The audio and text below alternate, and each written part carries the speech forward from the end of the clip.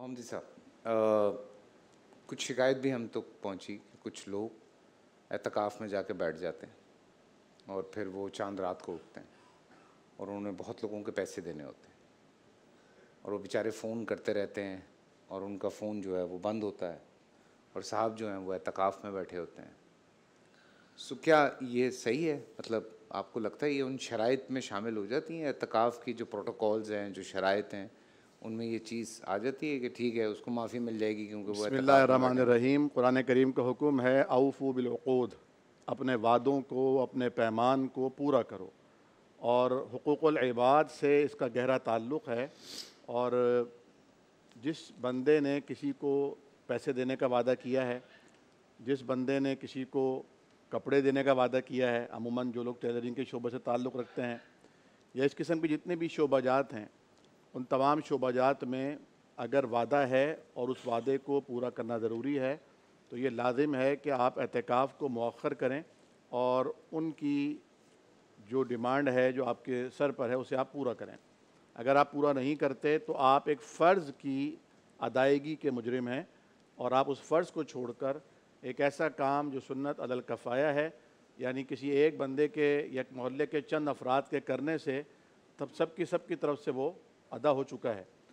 दूसरी गुजारिश यह है कि अभी जो शहरियार भाई से आपने सवाल पूछा था और इन्होंने कहा कि कम से कम 10 दिन तो बात ना करो, हाँ। तो मैं कहता हूँ कि एहतिकाफ़, ऐसे एहतिकाफ़ से क्या फ़ायदा जिस एहतिकाफ़ में बैठ के अल्लाह से यारी ना लगे वाह वाह। और गैरुल्लाह और ना महरम से ऐसी दोस्ती हो कि वो वहाँ भी उसी को मांग रहा हो, जबकि हुक्म तो यह है कि सब कुछ खुदा से मांग लिया, एक तुझको मांग कर उठते नहीं हैं हाथ मेरे इस दुआ के बाद। वाह। यानी अगर अल्लाह ही आपको मिल रहा है तो अल्लाह की सारी खलकत और अल्लाह की सारी खुदाई भी आपके हिस्से में आएगी।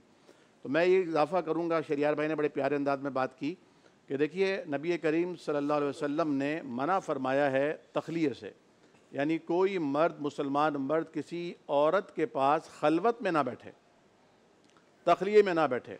अमूमन हम पर यह एतराज़ किया जाता है अगर हम किसी ऐसे प्रोग्राम में जाते हैं जहाँ खातून एंकर होती हैं कि ये मौलवियों को ये नहीं पता कि ये पर्दा करना ज़रूरी है और नकाब लगाना, इस तरह की बातें कमेंट्स में लिखी होती हैं। तो मैं आपकी वसातत से ये अर्ज़ करना चाहूँगा कि ये मजलिस है और यहाँ पर सिर्फ 1 to 1 किसी कमरे में नहीं बैठे होते खलवत में, बल्कि कैमरे की आंख भी देख रही होती है और सब के सब लोग इकट्ठे बैठे होते हैं। तो ये उस और लाइव अलग जा रहा है। और लाइव अलग, उस खलवत और तख़लियत से बच जाता है ये मामला। दूसरी गुजारिश ये है कि जिस वक्त कोई फ़ोन पर बात कर रहा होता है तो ये भी वो तख़लिया और वो खलवत होती है।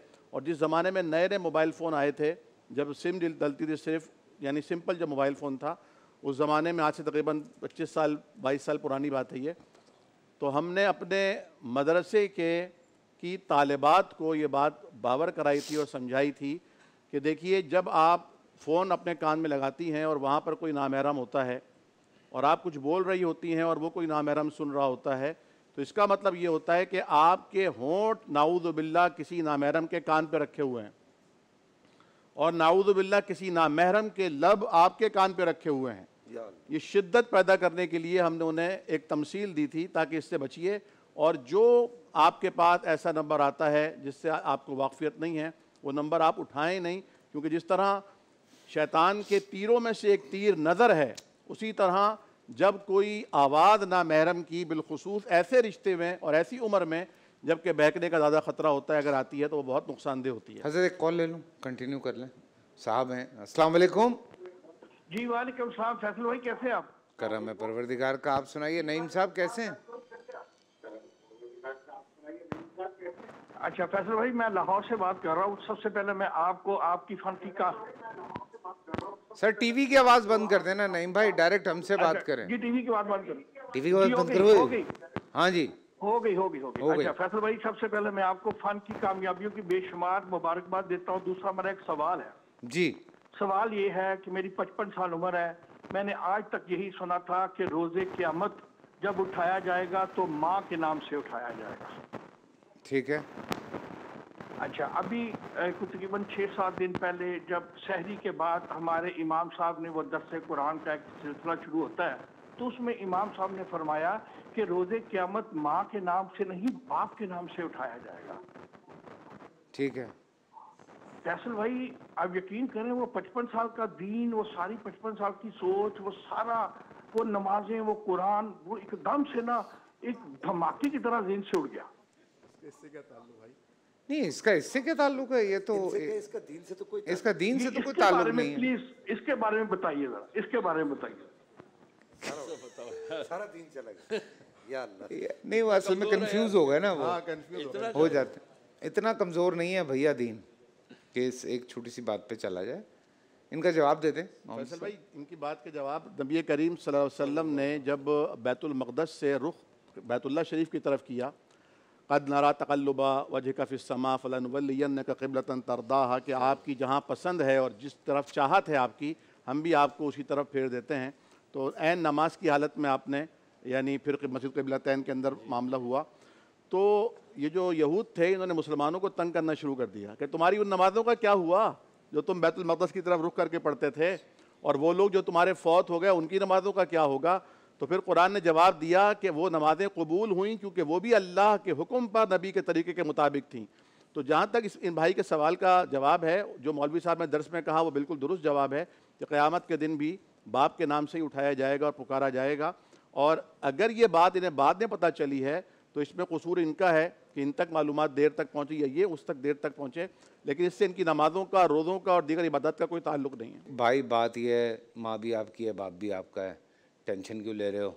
साथ वाले के नाम से तो अल्लाह ने उठा रहा ना यार, टेंशन मत लो भाई। ये किसी भी किस्म की टेंशन नहीं है। ये हमने गलतुल आम चीज़ें सुनी होती हैं, वो हम सुन रखते हैं और फिर हम पक्के हो जाते हैं। मैं उस दिन, अभी थोड़े दिन पहले यही बात कर रहा था कि होता ही है कि हमने सारी उम्रें लगाई होती हैं, असल बात तक हम पहुँचे नहीं होते। जब असल बात बच्चे बताते हैं तो हम उनसे लड़ पड़ते हैं, भाई क्या बात कर रहा है, हमने तो ये सुना था। सुना नहीं, पढ़ा क्या है, इस पे जोर लगाएं, इस पे जोर लगाएं कि पढ़ा क्या है। अब अल्लाह जाने इनका प्लान क्या था। वो इमाम साहब को अब इन्होंने जाके जो है अच्छा खासा ज़दोकोब करना था। अगर हम ये कह देते कि जी माँ के नाम से ही पुकारा जाएगा, तो फिर तो इन्होंने मस्जिद से हजरत साहब का बोरी बिस्तरा उठा के दम लेना था, अगर ये वहाँ पर कोई साहिब असर रसूख आदमी था। अगर कोई इमाम साहब ने खुदा न खास्ता गलत बयान किया होता तो। लेकिन भैया कुछ इमाम साहब भी बड़े सही होते हैं, आप पढ़ लें। मैं ये कहता हूँ आराम आराम से यार, पूरा साल होता है, एक एक दो दो किताबें पढ़ते रहा करें, बहुत कुछ पता लगता रहता है। जी हज़रत, बात ख़त्म करते हैं। जी फजल भाई, एतकाफ़ की बात हो रही थी। कुरान करीम फ़ुरक़ान हमीद ने एतकाफ़ के हवाले से एक हुक्म जारी फरमाया है, और वो कुरानी नस है, वला तुबाशिरूहुन्ना व अंतुम आकिफूना फिल मसाजिद। तो इससे ये बात साबित होती है कि एतकाफ़ जो बिलखुसूस रमज़ानुल मुबारक का एतकाफ़ है, जिसे एतकाफ़ सुन्नत कहा जाता है, और बाज़ के उसे एतकाफ़ नफिल भी कहते हैं, क्योंकि बहरहाल नफली इबादत तो है, तो ये मस्जिद में किया जाएगा। अब यहाँ फ़ुक़हाए अहनाफ़ का और हमारा थोड़ा सा एक इख्तलाफ होता है फ़ुक़हाए अहले हदीस का, और वो ये है कि हमारे यहाँ ख़वातीन भी मस्जिद में ही एतकाफ़ करेंगी। ठीक है। और उसकी एक और दलील सहीहुल बुखारी की जो किताबुल एतकाफ़ है, अहले तशय्युअ में भी होता है, हमारे यहाँ भी मसाजिद मसाजिद में होता है। हाँ बिल्कुल। जो एतकाफ़ के अबवाब हैं उनमें आता है कि नबी करीम सल्लल्लाहु अलैहि वसल्लम ने हमेशा रमज़ान के आखिरी अशरे में एतकाफ़ किया। अलबत्ता एक दफ़ा आपने दरमियान में भी एतकाफ़ किया था, फिर आपको बताया गया कि ये जो शब क़दर है वो आखिरी अशरे में है, तो आपने फरमाया जिन लोगों ने मेरे साथ एतकाफ़ किया था वो आखिरी अशरे में भी मेरे साथ एतकाफ़ करें। तो आप सल्लल्लाहु अलैहि वसल्लम की वफ़ात और आप सल्लल्लाहु अलैहि वसल्लम के दुनिया से रुख़्सत होने के बाद आपकी अज़वाज मुत्तहरात ने भी मस्जिद में ही एतकाफ़ किया। एक रिवायत ये आती है जिसमें नबी करीम सल्लल्लाहु अलैहि वसल्लम ने मस्जिद में एतकाफ़ के लिए खेमा लगवाया, तो आपकी एक ज़ौजा मोहतरमा ने भी इजाज़त मांगी, आपने उनको इजाज़त दी। फिर जब आपने देखा तो सारी की सारी बीवियों ने, अज़वाज मुत्तहरात उम्महातुल मोमिनीन ने अपने अपने खेमे लगा लिए थे। तो आपको ये बात बहुत नागवार गुजरी कि तुम मेरी क़ुर्बत, ये तो अल्लाह की क़ुर्बत हासिल करने का मौका है, तो मेरी क़ुर्बत के लिए एक दूसरे से आगे बढ़ने के लिए ये सारे काम कर रही हो, तो आपने मना फरमाया, और फरमाया क्या ये अल्लाह की रज़ा के लिए किया जा रहा है कि इससे अल्लाह की रज़ा हासिल होगी। और आप ख़ुद भी उस साल एतकाफ़ में नहीं बैठे। फिर अगले साल आपने 20 दिन का एतकाफ़ फरमाया, और बात कहते हैं कि शव्वाल में फिर आपने एतकाफ़ किया उन 10 दिनों के क़ज़ा के तौर पर। अब हमारे जो हज़रात हैं वो इस पर एक राय ये कायम करते हैं, बड़े बड़े उलमाए किराम ने भी लिखा है कि नबी करीम सल्लल्लाहु अलैहि वसल्लम ने ख़वातीन का एतकाफ़ में मस्जिद में बैठना पसंद नहीं फरमाया, इसलिए आपने उसको रोक दिया। लेकिन हम ये समझते हैं कि नबी करीम सल्लल्लाहु अलैहि वसल्लम ने जिस तरह अपनी अज़वाज मुताहरात के आपस के बाद मामलात पर एक दफ़ा कसम खा ली थी कि मैं शहद नहीं इस्तेमाल करूँगा, शहद नहीं पीऊँगा, चुनांचे ये मामला चूँकि हिल्लत और हुर्मत का था तो अल्लाह ताला ने बाकायदा कुरान करीम में हुक्म नादिल फरमाया कि आपको क्या हो गया है कि आप अपनी बीवियों की रजामंदी चाहते हैं या अल्लाह की रज़ा आपको मतलूब है, और आप हलाल को हराम कैसे फरमाते हैं। लेकिन इसी तरह का आपने यहाँ पर भी मामला फरमाया क्योंकि आपको ये अदा पसंद नहीं आई कि तुम अल्लाह की रज़ा जोई हासिल करने के हवाले से आपस में इस तरह का मुकाबला मुसाबिका कर रही हो, हालांकि दीन में मुसाबिका करना ममदू है और मुस्तहब है। अब यहाँ सवाल ये पैदा होता है कि ऐसी मस्जिद के जहाँ ख़वातीन और मर्दों का इख्तिलाफ होने का ख़तरा हो वहाँ बिल इत्तेफाक ख़वातीन एतिकाफ़ नहीं करेंगी, लेकिन जिस मस्जिद में ख़वातीन के लिए अलग पोर्शन मौजूद हो। माइक देना जी जी, बैटरी चली गई अचानक से। जिस मस्जिद में ख़वातीन के लिए अलग पोर्शन मौजूद हो, आमदो रफ्त का अलग रास्ता मौजूद हो और वहाँ कोई 12 साल 10 साल के बच्चे की भी वहाँ पर रसाई मुमकिन ना हो, वहाँ सारे मामलात ख़वातीन के हवाले हों, वहाँ बिल इत्तेफाक ख़वातीन एतिकाफ़ में बैठ सकती हैं। क्योंकि हमारे यहाँ इस कदर बड़ी तादाद में मसाजिद नहीं हैं। बिल इत्तेफाक से क्या मुराद? बिल इत्तेफाक आपके कल मुफ्ती तारिक मसूद साहब का भी यही फतवा है, बिल इत्तेफाक और दीगर उलमाए कराम की भी यही राय है, अहले तशय्युअ की भी यही राय है। मुफ्ती तारिक मसूद ने तो कहा है कि मस्जिद में औरत का बैठना जायज़ है, बेहतर है, लेकिन वो घर में बैठ सकती है। हमारे उलमाए हदीस की अक्सरियत औरतों के घर में बैठने को बिल्कुल जायज़ नहीं समझती, लेकिन मेरा रुझान ये है कि नफल एतिकाफ़ औरत अपने घर में कर सकती है। जो लोग ये इस्तिदलाल लेते हैं कि ये चूँकि नफली इबादत है इसलिए औरत का तो नमाज पढ़ना जो है वो भी मस्जिद से बजाय घर में पसंदीदा करार दिया गया बिल इत्तेफाक, चुनांचे इसे घर में करना ज़्यादा मुस्तहब है। तो मैं ये अर्ज़ करूँगा कि फिर मर्दों के लिए भी घर में एतिकाफ़ होना चाहिए, क्योंकि नफल नमाज तो मर्दों की भी घर में अफजल नबी करीम सल्लल्लाहु अलैहि वसल्लम ने इरशाद फरमाया।